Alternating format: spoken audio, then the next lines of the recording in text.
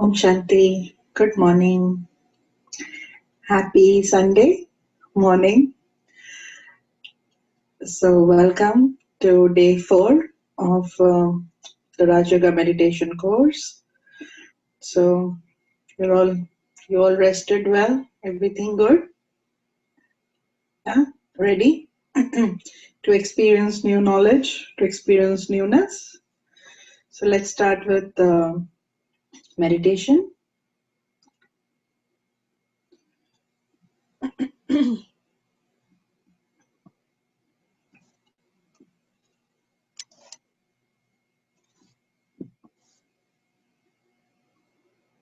Sitting comfortably. I take my thoughts away from the limited into unlimited.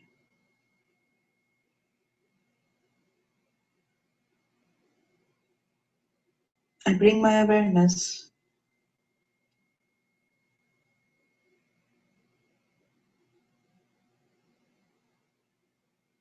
to a higher plane of being a soul.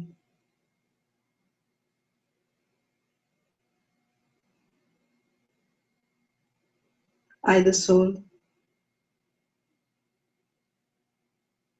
am eternal, conscient, powerful, divine being of light.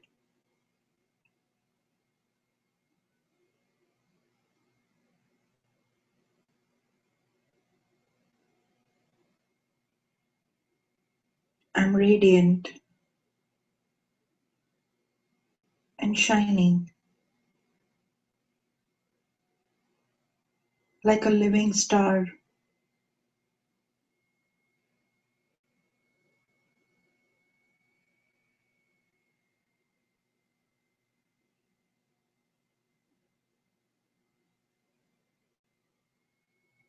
I, the soul,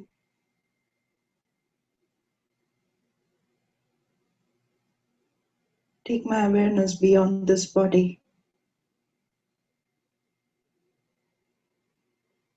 beyond this physical dimension,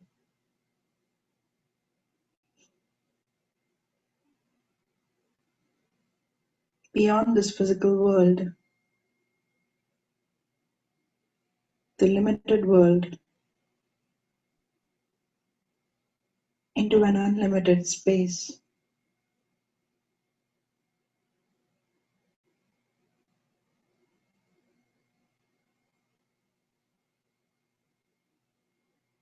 Is silent,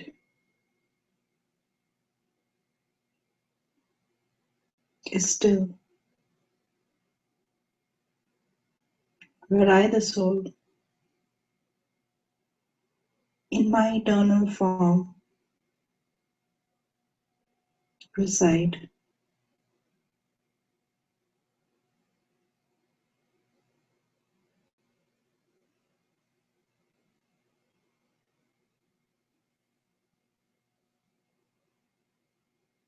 There is nothing physical in this dimension.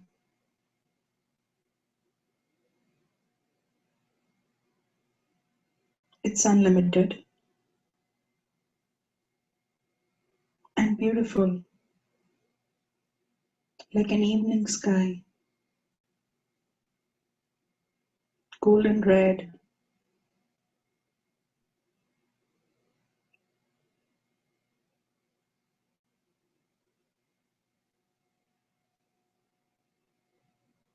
As soon as I think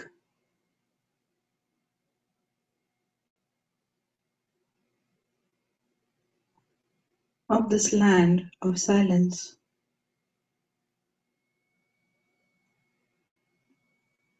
I feel a sense of belonging.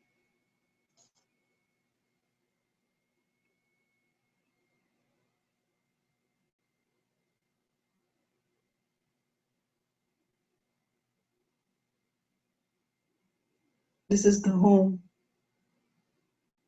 of all of us, where we existed as tiny points of lights.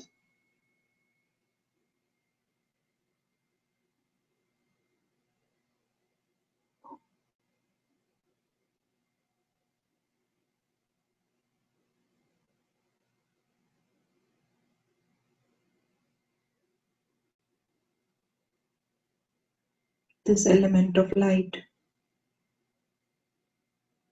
is also called the Brahm Tattva.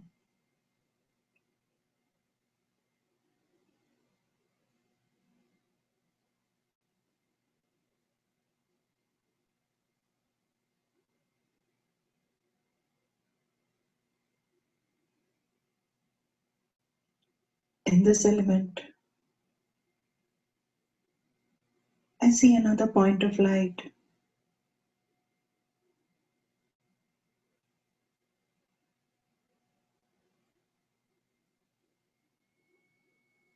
which just looks so full,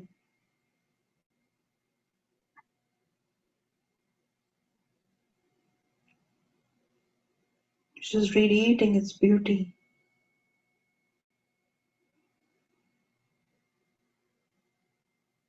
as if inviting me to come closer.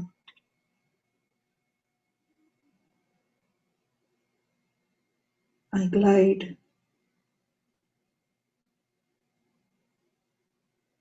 towards this radiant, beautiful point of light.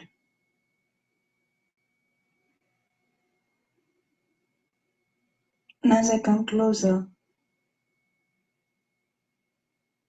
I experience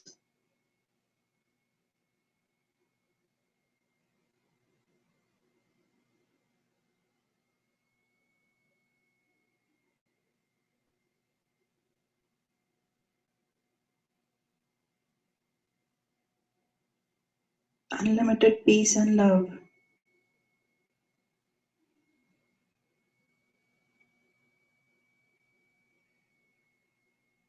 This is the Supreme Soul,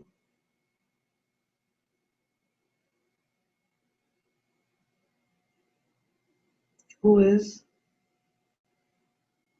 my Supreme Parent.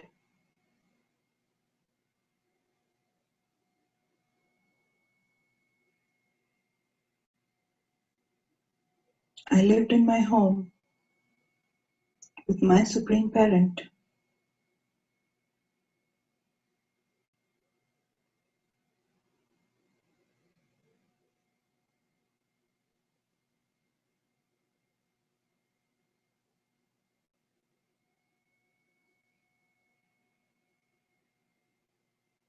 I stay in this awareness, this feeling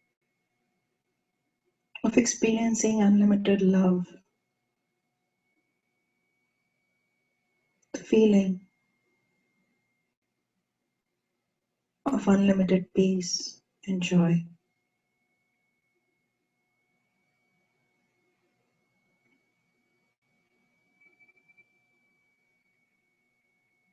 Om Shanti.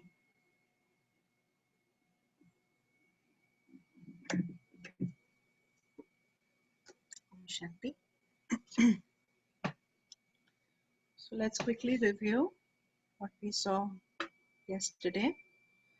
We saw that this is the limited world, the world that we live in, and I, the soul,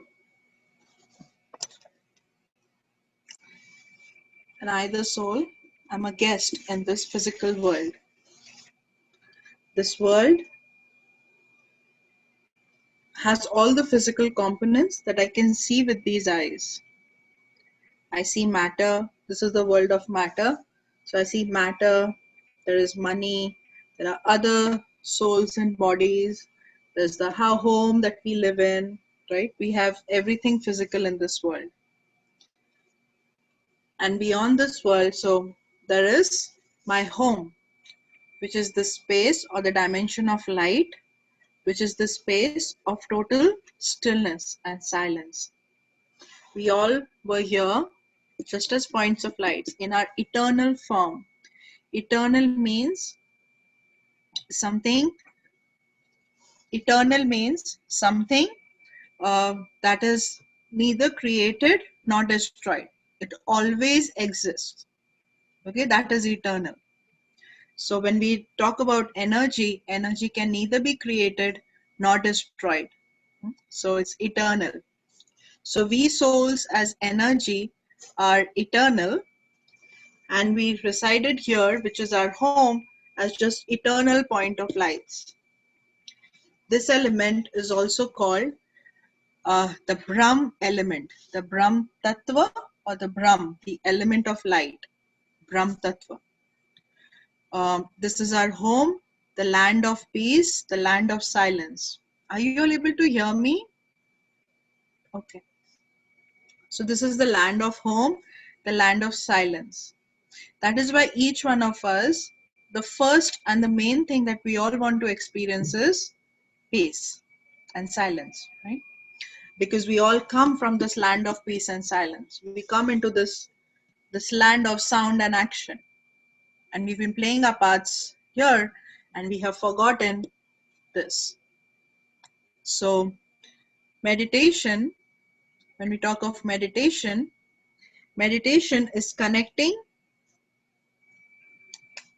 to my true self as this original being, not this body, not this name, but I'm connecting to my true self as point of light, as the soul. I'm connecting to my home. I'm connecting to the Supreme Soul in the home.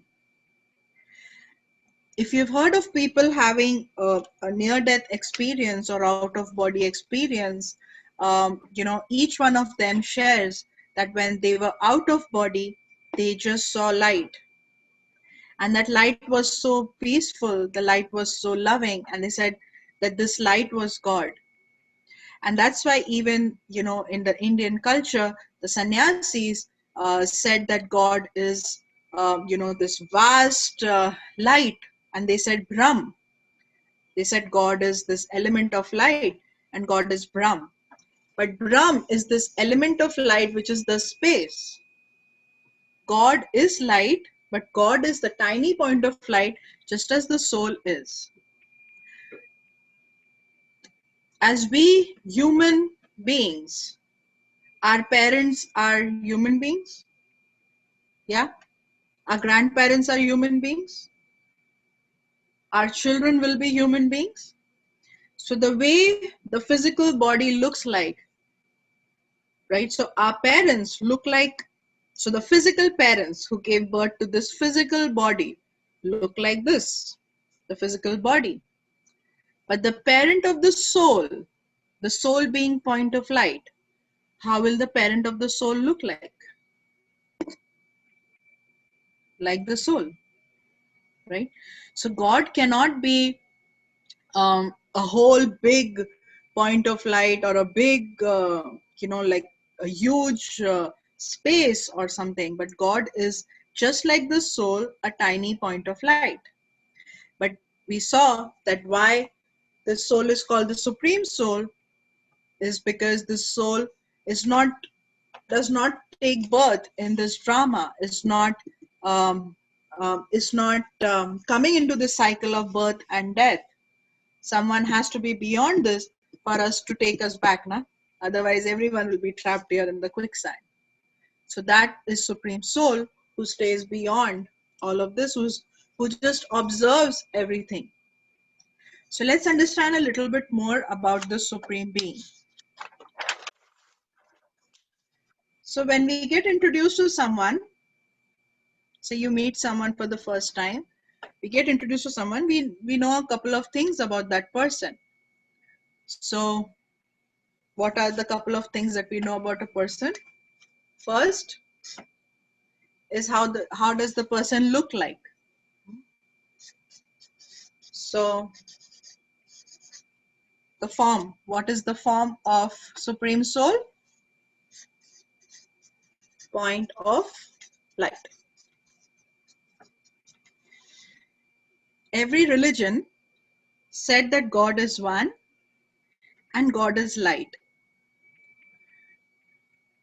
Every religion talks as God as light, God as truth, God as Almighty, God as the Father, God as the Mother. Tumi ho mata, pita tumi ho, right? Tumi ho bandhu, sakha tumi ho. You are the friend, you are the companion. So every religion talks of God as light. So that means the form of God is the universal form, which is the point of light. The form of God cannot be a human form, because can God be male or female? Does the soul have a gender?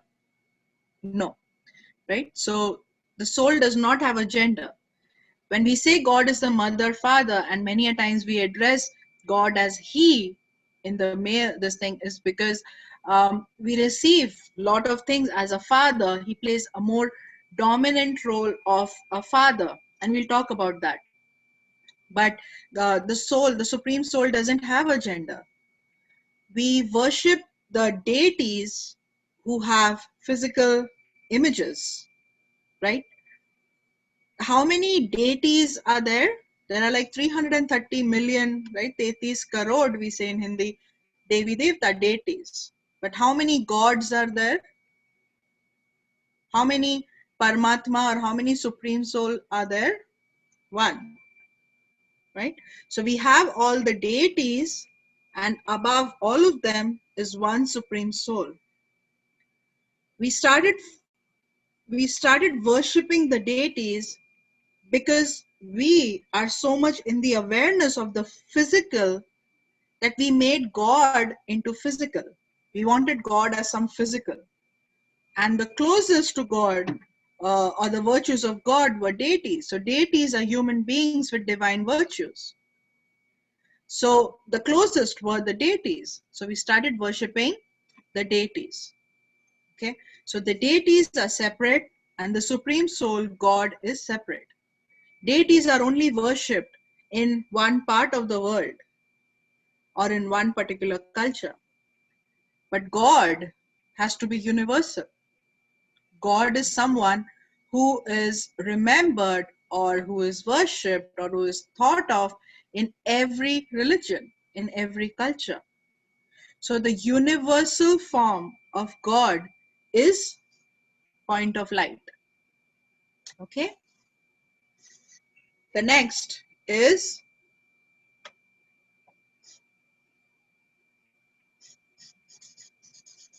name. So what is name? We know different names, right? We say God, we say God, Ishwar, Bhagwan, Allah, Yehovah, Paramatma, Supreme Soul, Almighty Father. We have so many names. What does it make you feel when you hear all these names like Ishwar, Bhagwan, Allah? When we hear all this, we feel that God is somewhere so distant. Right? There's no relationship in those names. These names were just given. Every religion gave a name. What is the true name? It's like, we have our name and then people call us by different, the names that they like. But I have my original name. So the Supreme Soul or God has an original name, and the name goes by his qualities or his characteristics. We could have people in this world. Someone might be called, her name could be Shanti, and she could be the most ashant person, right? Someone's name could be Krishna, but this person would be nowhere like the qualities of Krishna. So in today's world, we have names, but our names really don't even match our qualities. But the name of the Supreme Soul matches his qualities.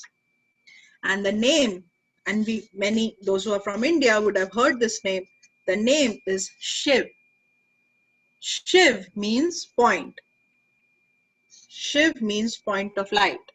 Shiv also means benefactor, Kalyankari in Hindi. Shiv means benefactor, the one who always brings benefit. Do you think that when there is tsunami, when there is earthquake, and all these things, does God bring tsunami? Does God bring floods and earthquakes? We blame God for everything. Do you think that he's the one who's causing all these earthquakes and all of these things? One side we call out to him when we are in distress and sorrow, and on the other side we blame him for our sorrow.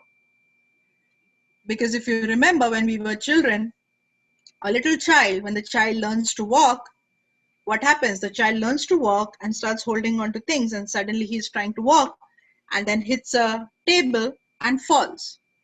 What does the mother do right then? The mother comes, and what does the mother do? The mother starts hitting the table. Bad table. Atta table. Hit the table. The table made my son fall. And the child, what the child done? And the child also starts hitting the table. Oh, bad table, bad. What did the child learn right then?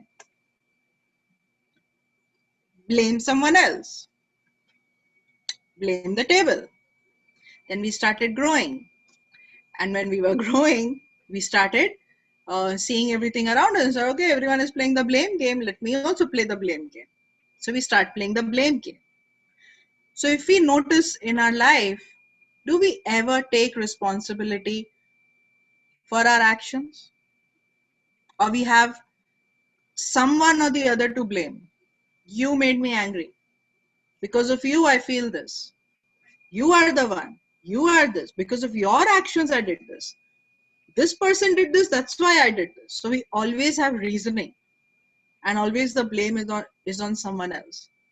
And for other things, when we don't have someone else, we conveniently blame it on God. He is the bakra for everything. Kaun bacha? God. Who brings the tsunami? God. Act of God. He's the one who causes sorrow in our life. Do you think God, we say God is Sukh Karta, Dukh Harta, the one who bestows happiness and the one who destroys sorrow. So the one who is bestowing happiness, can he give sorrow? On one side we say you are the one who's taking away the sorrow, and on the other side we say, oh, all the sorrow in my life is because of you. You don't do anything sitting up there. Right? We are so confused. So God doesn't do anything wrong. Whatever happens in our life is because of our karmic account. It's because what we do.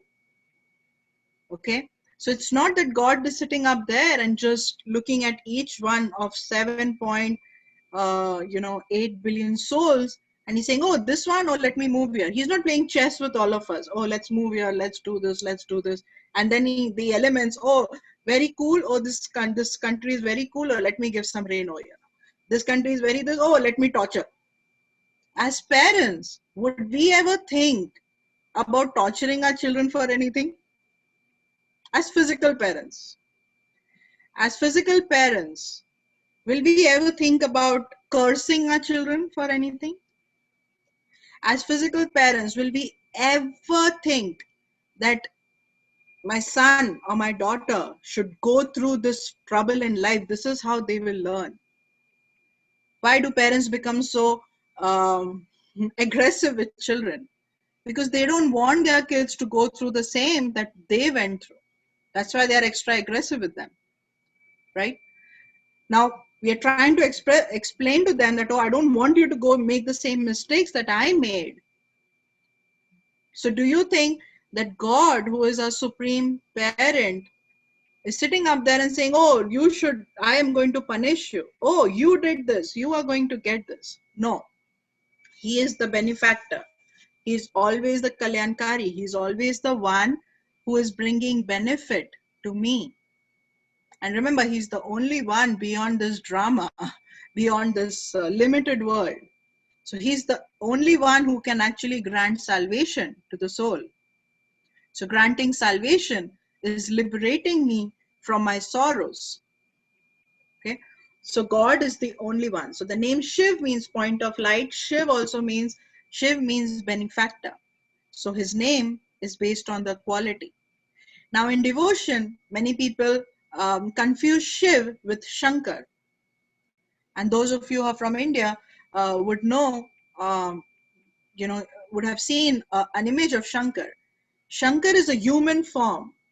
Shankar is always shown as a tapasvi, and in front of Shankar there's always a Shiv ling, right? So this point of light image in devotion, when we wanted to start worshipping or thank God, what we did was, if we see any point of light or candle or anything, the light looks like an oval image. So we created temples to this oval image, which is the Shivling, and we started worshipping this oval image, calling it Shivling. So this Shivling, or this oval image, is just a memorial of the point of light, because we wanted something physical, because we couldn't connect to God or remember God in his eternal form as point of light, because I, the soul, was more attracted to physical things. I could only believe things that are physical. I couldn't go into the unlimited space. So we created images. Okay, so Shiv Ling is worshipped as an oval image. Shankar is a form of a human, tapasvi, doing tapasya on the Shiv Ling. So Shankar is separate, Shiv is separate. Okay, this is always called a Shiv Ling. It's never called a Shankar Ling. The Jyotirling temples in India, the first original temples of Shiva are called the Jyotirling. Jyoti means light. They are called Jyotirlings. They are not called Shankarlinga temples. They are all called Jyotirling temples.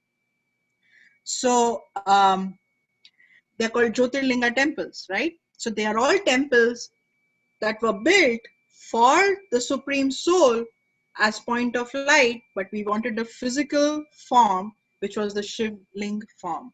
Okay, so Shiv and Shankar are separate. So we're getting introduced to the Supreme Soul.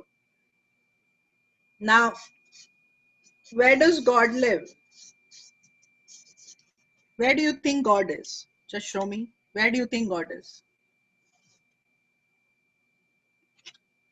So people think God is everywhere. God is everywhere around us, omnipresent.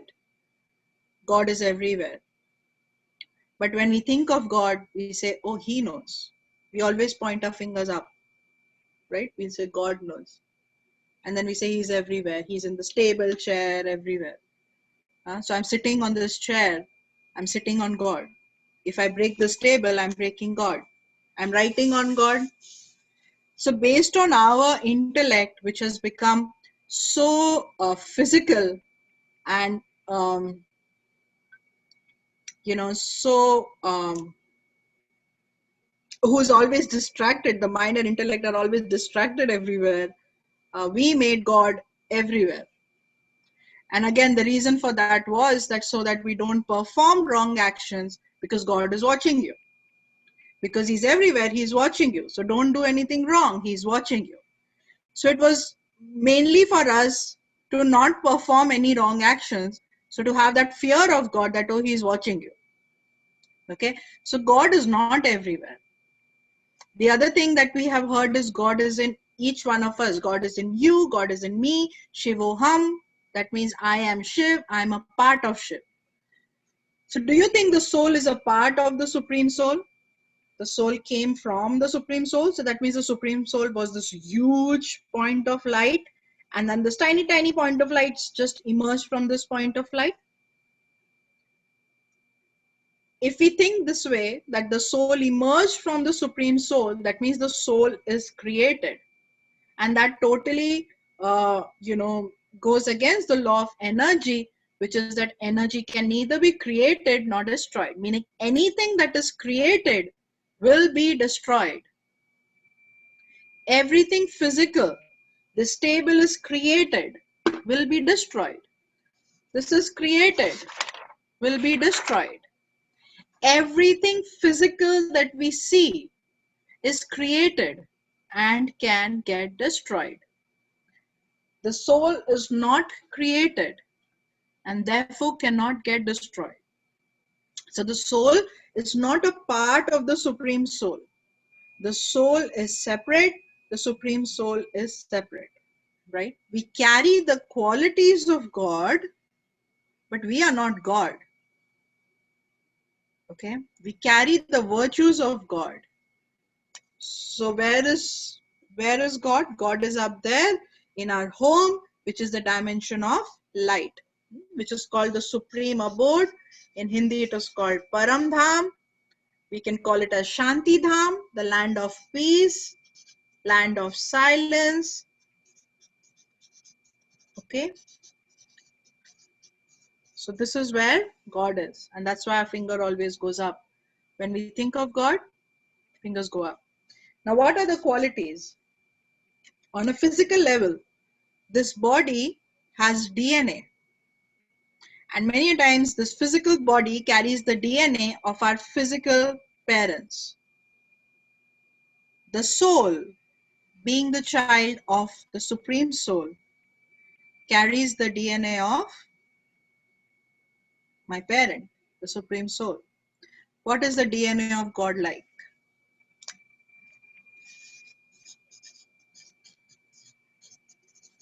What is the DNA of God like? We saw our qualities. God is the ocean of all those virtues. He is the ocean of love. He's the ocean of peace. He's the ocean of happiness. He's the ocean of knowledge. Right? Ocean just means unlimited, vast, meaning it doesn't get over, it's just unlimited. So God is the ocean of all these virtues. Now, someone who is an ocean of all these virtues, God is the ocean of love. Can someone who's an ocean of love ever give anyone sorrow? Do you think that soul even knows what sorrow is?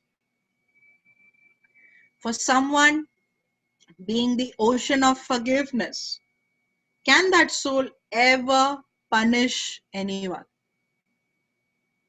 For someone who is the ocean of joy or ocean of bliss, what is that soul giving to everyone? Whatever the soul has. So God is the ocean of all these virtues, the ocean of powers, the ocean. So the ocean of all the virtues.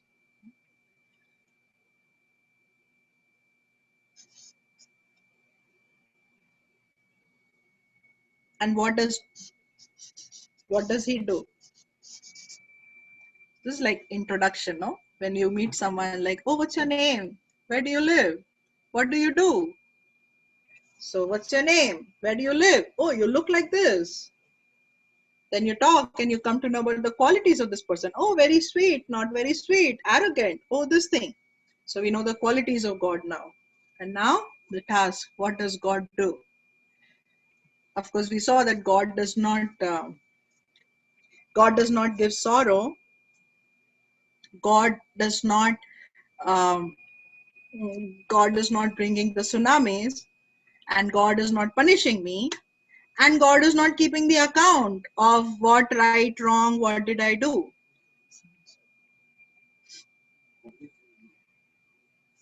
Is there a is there any other echo or something? Like a whistling sound or anything? No, right? Is there or no? No. Okay. So what does he do? So he's not keeping an account of my good karma, bad karma. He's not keeping a track of every single thing that each one of us is thinking, doing. He's not into all that. Because remember, there is a spiritual law which is called the law of karma, which dictates everything that happens in this drama stage. The moment the soul comes down, the moment the soul comes down from home into this world, there are certain laws that start. One of them is law of karma. Okay, so law of karma, we talk more into detail about that in the intermediate class, but law of karma is the give and take. Actually, whatever I do, I get the return of that. So God doesn't do all that. All that is law of karma. So as you sow, so shall you seek. So whatever we do, every action has reaction. So that's law of karma. So what does God do? So just as the name God, you can see. So G is generator, O is operator, and D is destroyer.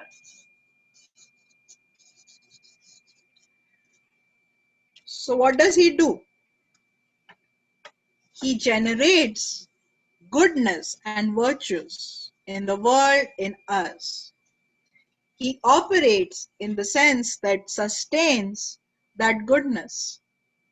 And while he sustains that goodness, what is getting destroyed is not the world, but what is getting destroyed are the weaknesses, the negativities in the world, or the negativities in me.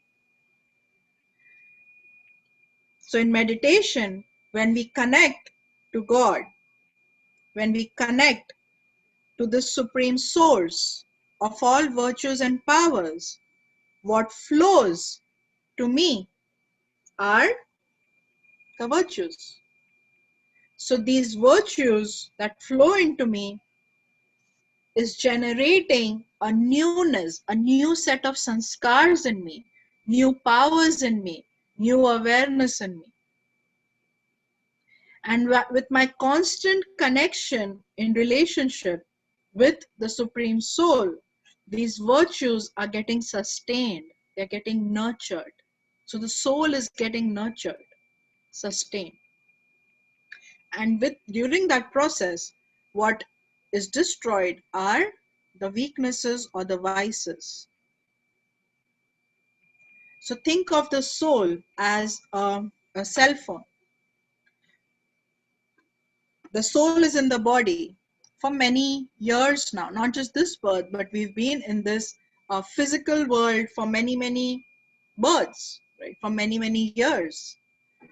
And we've been using this body, and we have all these weaknesses of attachment and ego and all of that. And these weaknesses of attachment, ego is depleting the energy of the soul. It's like when you get angry, do you feel energized after getting angry, or do you feel tired after getting angry? You all would have experienced anger. Huh? So when you get angry, do you feel energized or you feel tired? We feel tired. These weaknesses take away our energy. These waste thoughts deplete our energy. We feel tired. So when the soul is getting depleted of energy, like a cell phone being used, running out of power or battery, what do? We charge this, right?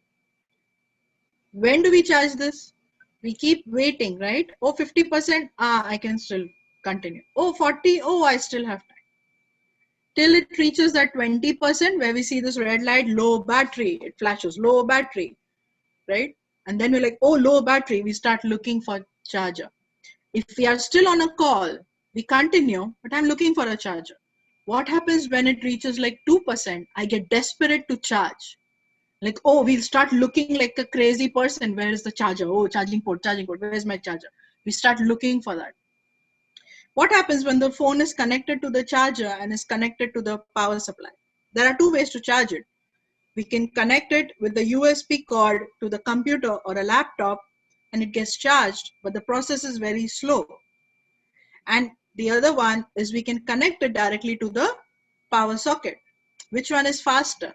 The one that is connected to the power socket, because if I'm connecting it to the laptop, It's taking energy from the laptop, and then I need to charge my laptop or the computer. So in our life, we've been depending on each other to charge. So if I talk to you, I feel happy. We go to a psychiatrist, we talk to the person, we feel like, oh, okay, I feel good. How long does that charging last? Not that long, because actually we didn't even get charged full.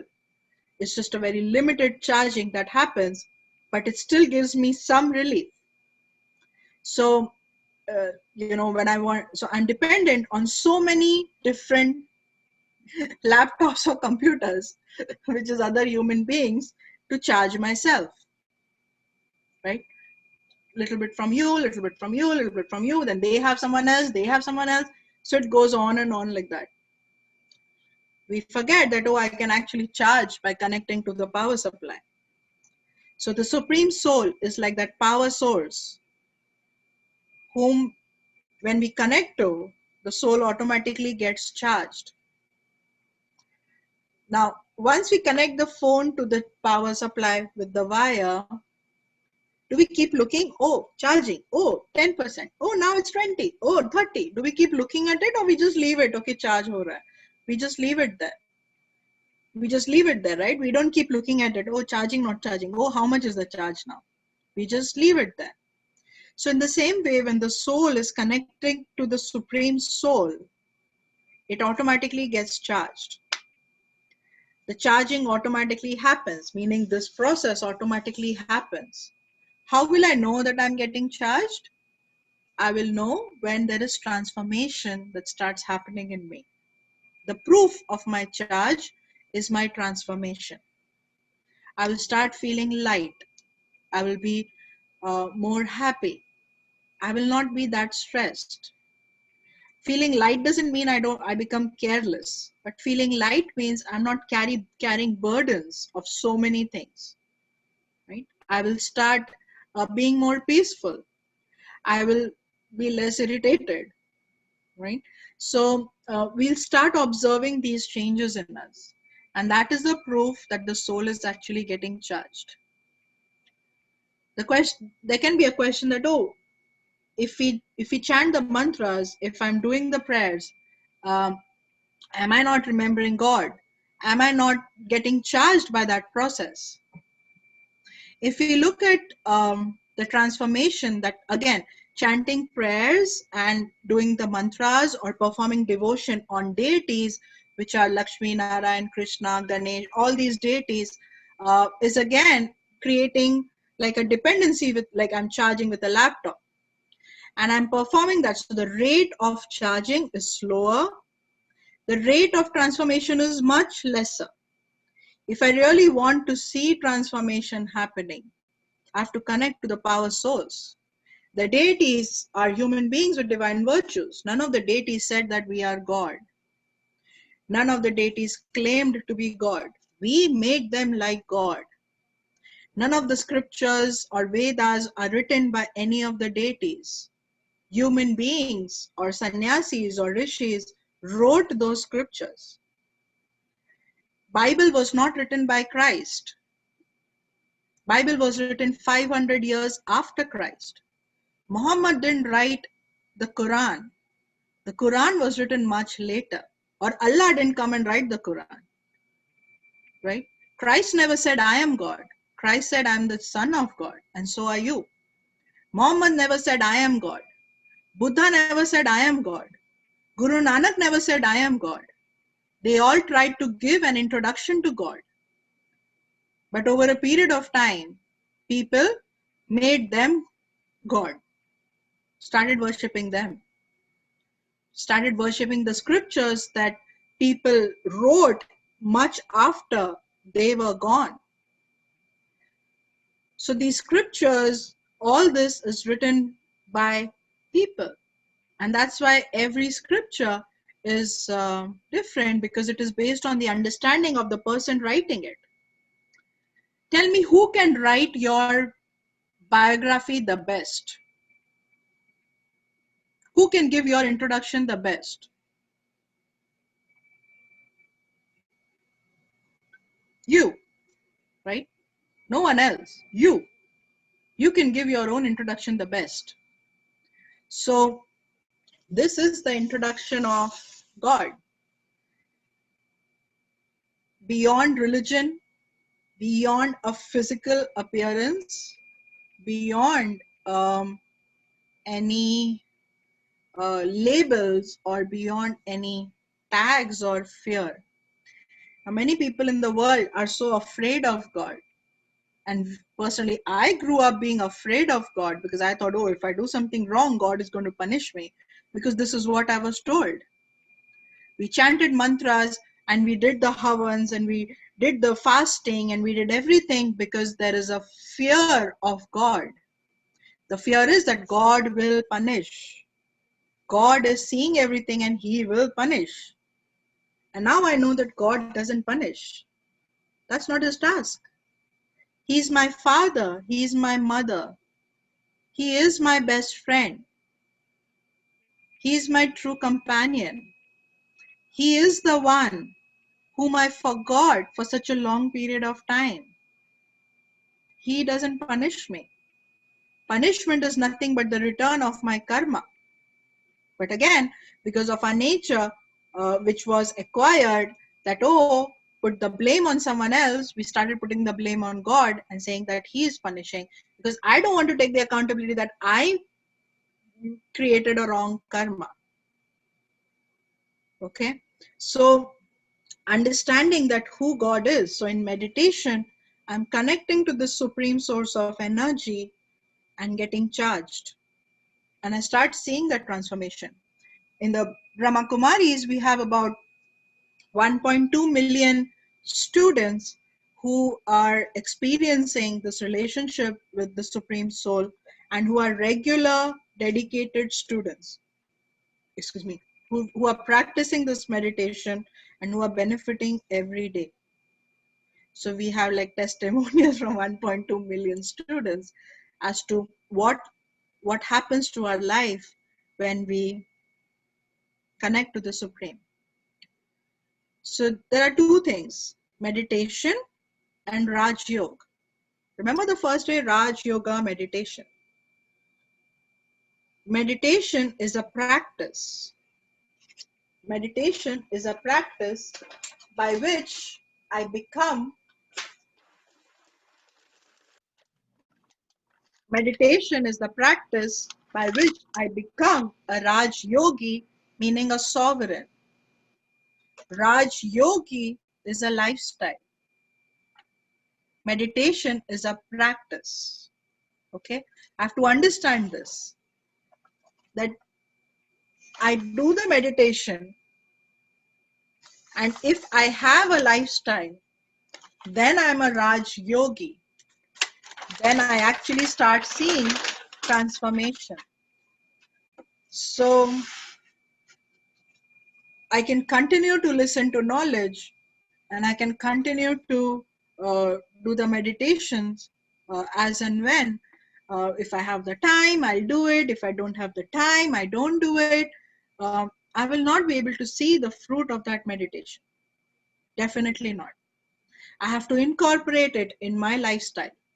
If I truly want to see my transformation, if I'm truly so tired of getting angry, if I'm truly tired of being stressful, I'm truly tired of worrying, I'm truly tired of taking other people's waste, I'm truly tired of overthinking, then I will choose to take time out during the day and I will do it for no one else but myself.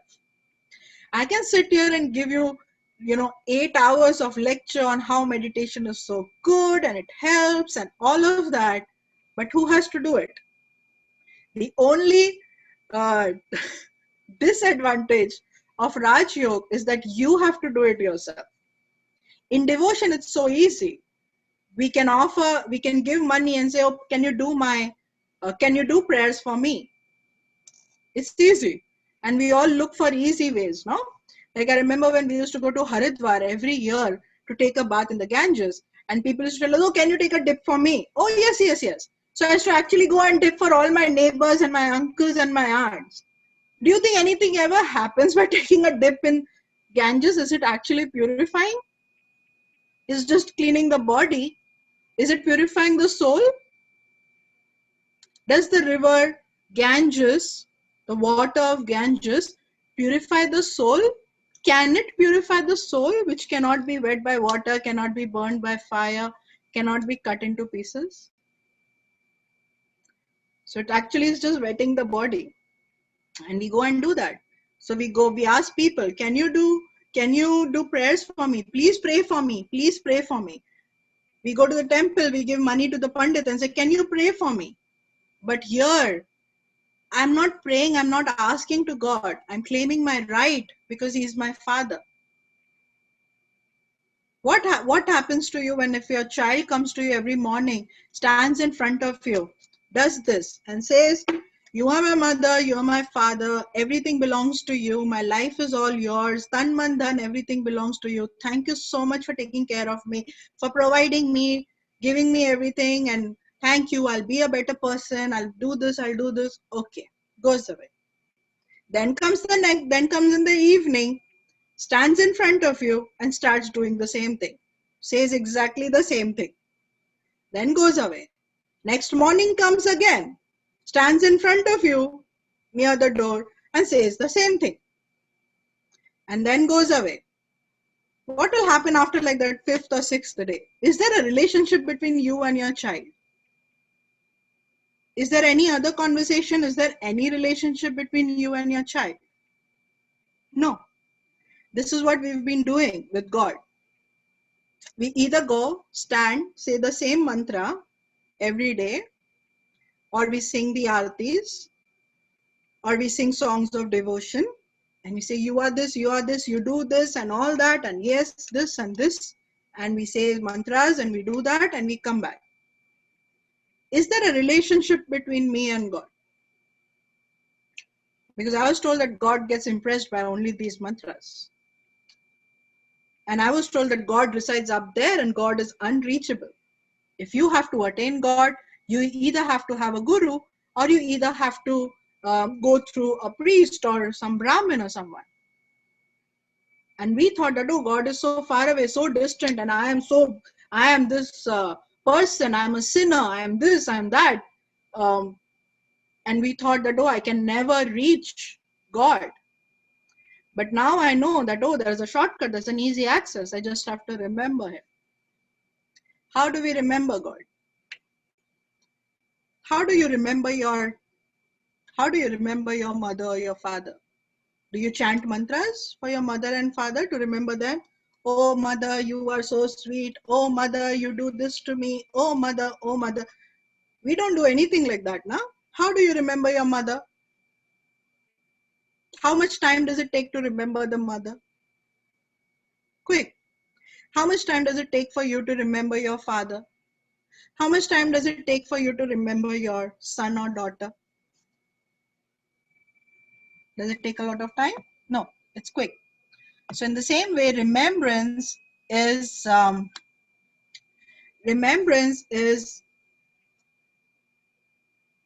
just a thought away. Remembrance is nothing but thought away.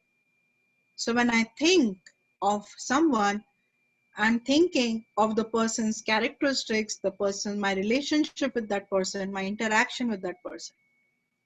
So meditations like this communication with God, remembering the qualities, remembering my relationship, remembering what He's actually doing for me, and in this sweet remembrance, not out of fear, not out of fear.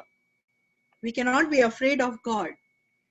So I'm remembering, I'm having this sweet remembrance, and in that remembrance, um, I'm just getting filled with the virtues that He has to offer. Okay, so in the Brahma Kumaris, we don't use the word yog, we use the word yad. Yog, people think that is more like a physical exercise, sitting in a certain posture, but is yad is remembrance. Okay. Um, it's really easy. Remembering someone is really easy. So when I understand this, that I am a soul, my home is beyond this physical world. I'm just a traveler in this world. I'm a guest. I'm here to play my part as an actor. Let me play my best part. But at the same time, let me energize myself because I've played so many parts, so many roles. The energy is depleted. So let me energize myself. So for that, let me remember my home. Let me remember my supreme parent. Let me remember in that relationship of any relationship actually, mother, father, friend, sister, brother, child, companion, beloved, your boss, your anything. So God can be anything for you. Excuse me, what happens when I remember God in that relationship? So say if I'm remembering God as my father, what happens? What are the qualities of a father? You can write it in the chat. What are the qualities of a father?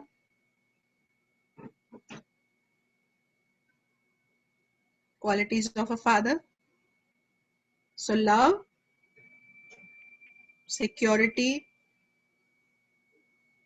safety, taking care, some qualities, right? So these are the qualities of father. When I connect to God as my father, do you think God can offer all these qualities to me? Yeah.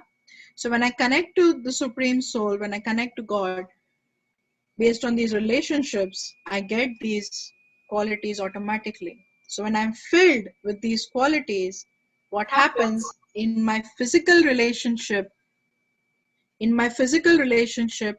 I'm able to give than expect. So say if God is your eldest child, huh? Your eldest child. Now God is this perfect child, right? A child that you could ever dream of having. Someone who doesn't back answer, someone who's not judging you, someone who's listening to you, obedient, all of these virtues, right? And God is this perfect child that you have. And when I'm remembering this perfect child, what does it give me? I can see a smile on some people's face. So it definitely gives me happiness, right? I have this perfect child. I have happiness. So what happens to my relationship with my child here is I'm getting fulfilled by that perfect relationship. So my expectation towards you is less. Because my expectation towards you is less, then I start giving you, because now I am full with virtues, so I start giving you those virtues instead of taking from you. I start giving. So the flow is from up there, comes here and goes. It's like this. It's not like this. I start giving. This is how our relationships change with this practice. This is how our life changes, our personality changes, our sanskars change, everything changes.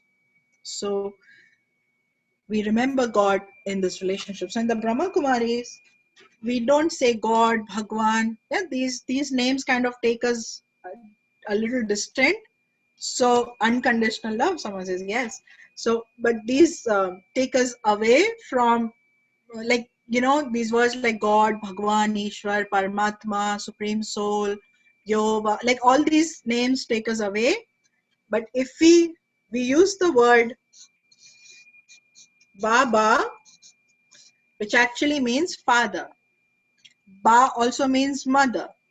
So here's the relationship with God as father and mother. So the moment I say God versus Baba, which one sounds more loving? Yeah. We say Supreme Soul versus Baba. Which one sounds more belonging? Baba. Right? So in the Brahma Kumaris, we say Baba. Baba is not a human person. Baba is not a human. We have many Babas. but they are just people. But this Baba is more of a relationship between me and God. So in the Brahma Kumaris, we don't have any gurus. I think I mentioned that we don't need to have a guru to connect to God. We are all children of God. We are all students of this spiritual university or school, and um, we can connect to our Father, our true Father. Do I need anyone else like a middleman to talk to my Father every day? Tell me, is there a relationship if I have a middleman talking to my Father every day? If I send the message via someone, please tell this to my Father, and the person goes, gives the message, then comes back, oh, your Father said this to you. There is no relationship there, right? So now I have direct access to God. I don't need any middle person, middleman to take my messages to God. Because when I am connected, what is the language of God? Language of God is silence. When I am connected in silence to my Baba, I can actually get answers. I can feel, I can hear him. Not literally hear him, but through thoughts, because I'm connecting through thoughts. So I'll start getting the experience of my questions, or the answers to my questions. I'll start experiencing God. It's like, you might ask, oh, we don't remember that we came from up there. We don't see God. How do we know this is God? How do I know this actually works? How do I know if this is right, if this is true? Um, how do I understand this? How? We can have so many hows. It's like if I tell you that, oh, it's raining outside. Will you trust me? Some of you might, oh, sister is saying, maybe, yeah, that's true. But how will you have 100% faith that, yes, it is raining outside? When you go stand in the rain and you experience the rain falling on you, you'll say, oh, what you said was right. It is raining outside. So I can share with you what meditation does, but you have to experience it yourself, and then you will know that, oh, wow, this is how it works. This is what it does. Okay. So connecting to the supreme source of energy, because remember, all of us are like tired batteries, and we need to connect to the supreme source to get charged. So I'm going to show you a video now, which will kind of help you visualize the whole thing. So when I sit in remembrance of the supreme soul, um, who is my father, my mother, my friend, my companion, guide, teacher, any relationship, I get empowered, I get energized, and then I'm ready to play my part differently. Um, I'm ready to play my part differently, and I'm ready to go back home to my original home. So, should we do a meditation? I think uh, there are some questions which we can take up later.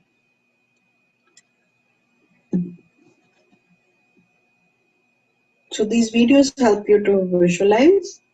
Um, but remember, what we see in the video is not God. So the picture behind me, if you're able to see it, it's a point of light. You see, it's point of light. The light is in the middle, the tiny point of light, but it just radiates because this is the picture of the Supreme Soul. This picture is not God. This picture represents God or shows God. This picture is not God. So if I sit and start worshipping this picture, put flowers and all that, this picture is not God. This is what we do in devotion. We start worshipping, images, idols, pictures, and nature, and elements, and trees, and plants, and people. So this is what devotion, right? This is devotion, where anyone better than me, if I think anyone who can who can um, give me a little bit of happiness, I think, oh, this is God. So the picture shows how God is point of light, an oval image, just because the radiate the just as we look at a candle or anything, it just radiates in like an oval shape, right? So, but there's this little tiny point of light in the middle, and that is the Supreme Soul. So these videos and all just help us to visualize, but remember that this memory is in the soul. This is not imagination. This is visualization. Visualization, imaginary world is something that doesn't exist. Something which is not true, right? Like a fantasy, imaginary land, imaginary that. But this is our truth. We have experienced this. It's just that we have lost our memory for now. And by going deep, by going within, I am tapping into that memory that is lost and I'm trying to bring it back. When someone forgets things and they forget their memory, what do doctors say? Oh, talk to them sweetly, very gently. Don't push and let them, it'll come back. Just take them to those places, introduce them to people that they know, and all that. So, same thing with the soul. Right now, the soul has lost the memory of being in the home, of being with the Supreme Parent, of experiencing all that.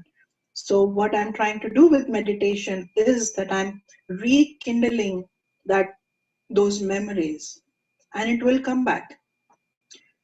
It comes back because it is in the soul. We have experienced it. It is our home. I've forgotten it, but it is my home. The memory will come back. The experience will come back. So with consistent practice and with the awareness, the old memories that were so down, the sanskars that are so down, somewhere buried inside the soul, they will come up. The sanskars of divinity, the sanskars of being like God, the sanskars of being perfect, the sanskars of love, unconditional love, not a love based on judging and analyzing and all that, but it's pure love that just emerges. So our true sanskars will come up, but of course there's little work needed, so like digging and all that. But all that just happens by connecting to the Supreme Soul. I don't have to do anything. It's like, when you go outside and you're sunbathing, you're just lying under the sun. Are you doing anything? Oh, sun, fall on me. Oh, this, I'm doing this. No, I'm just there, and sun's rays are just falling on me. So, in the same way, I'm just up there in my home in the company of God, and His light, His rays are falling on me, just purifying me. Okay, so let's do a meditation so you can experience.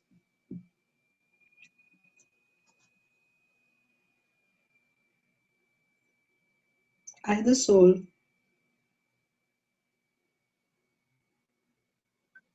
an eternal, bright star,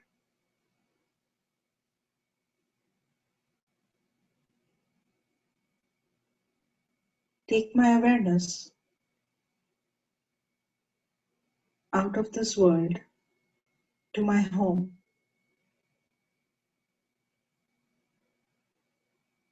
The original home of all of us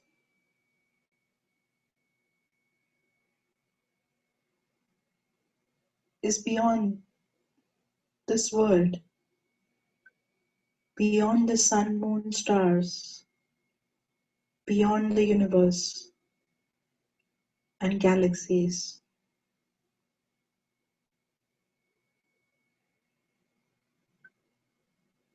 It is the world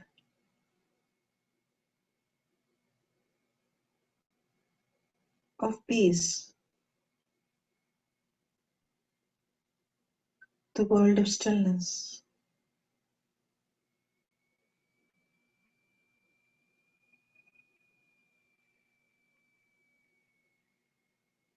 is the world of golden red light,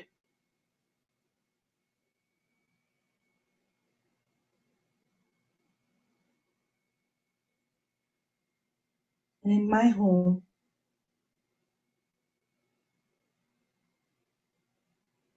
I am with my Supreme Parent,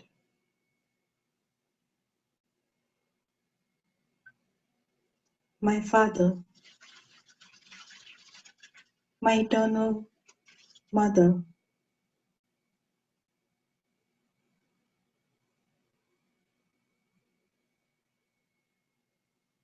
the energy of God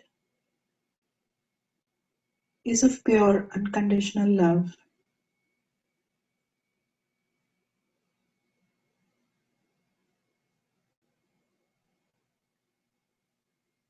My Supreme Parent accepts me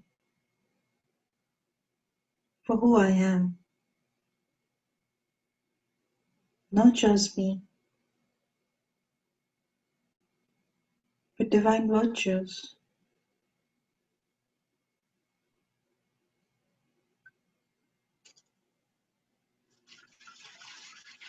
God as my friend, as my best friend, I can share anything with Him. I know my secret would be kept hidden with Him.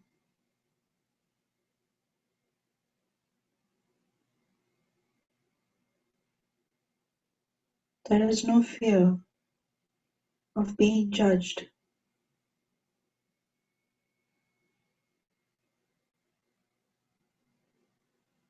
The Supreme Being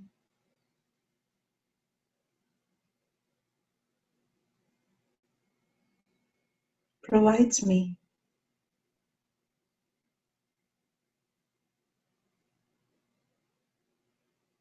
with unlimited safety.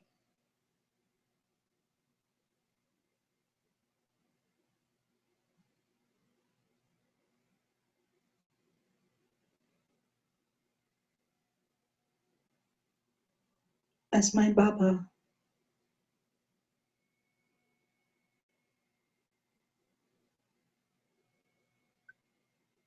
He gives me the best.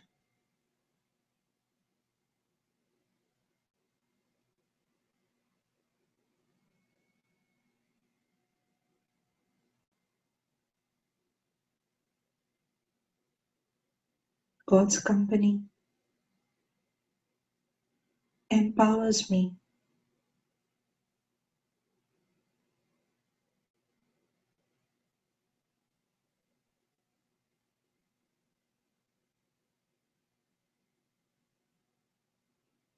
I'm not afraid anymore.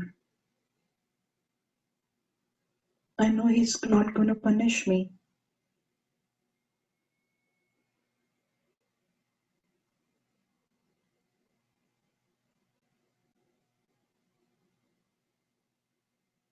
I just have to remember Him with love.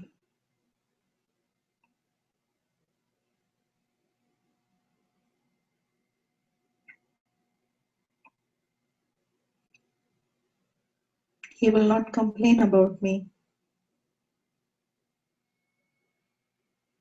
He will not fight with me.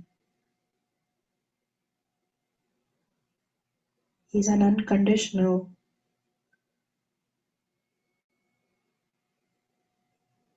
benevolent one who always gives. And as a child of God, I am like Him.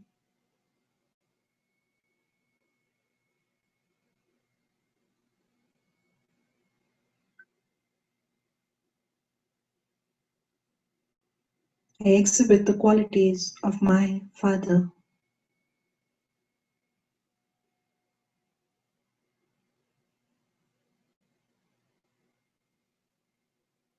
Om Shanti.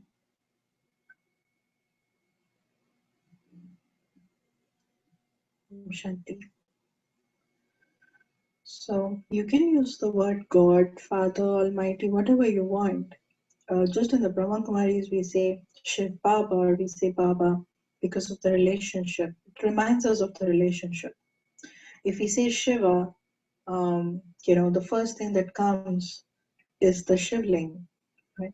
So, but it's just up to you, um, whatever name you want to call, whatever relationship you want to experience, but you can experience. I will send you some meditation commentaries, um, and also a video for you to watch. That's going to be your homework. And as I said yesterday, two announcements. One is today evening. So every third Sunday of the month in the Brahma Kumaris throughout the world, we practice something called World Meditation Hour. So we pause and serve the world with our thoughts.